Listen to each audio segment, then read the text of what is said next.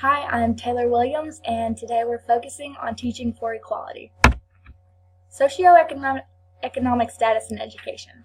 Since the beginning of the public school movement, low income has been associated with inadequate education. To raise the achievement levels in our low-income students, more than school reform is needed. It's going to take social and economic changes within their families, whether it be through higher wages or social policies that help and support their families. 4 areas that we as teachers and schools can work on, though, are teacher expectations, tracking, curriculum, and funding. Teacher expectations. These are simply the expectations that we as teachers hold for our students. Oftentimes, students are judged on non-academic factors that they have no control over, whether that be them dressing themselves if it's our little students, or coming to school. Students often have a self-fulfilling prophecy where they're only going to behave as we expect them to. But ways that we can eliminate this kind of bias in our classrooms are through embodying respect, embedding social skills, which is simple as having partner work throughout the year, making sure our students are able to work with others in the classroom, and being inclusive, really promoting the small things, celebrating our students' efforts. Tracking. This is dividing the classroom based on intellectual ability. So our average students and our AP students better suits the needs for all students.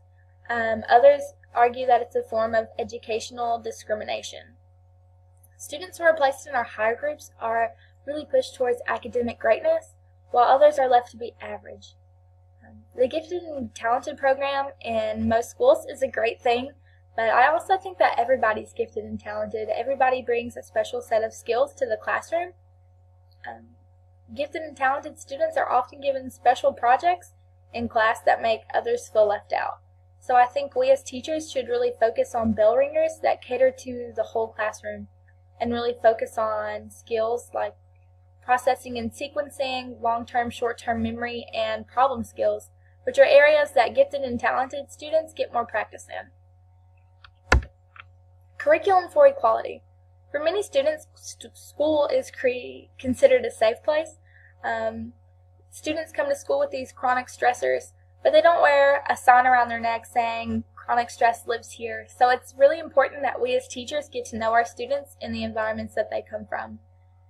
It's also important that we bring life experiences into the classroom, asking our students what they know. And this can be done through open classroom discussions, say having a pre-chapter discussion. Tell me what you know about this topic. Tell me if you've heard about it. Tell me where you've heard about it.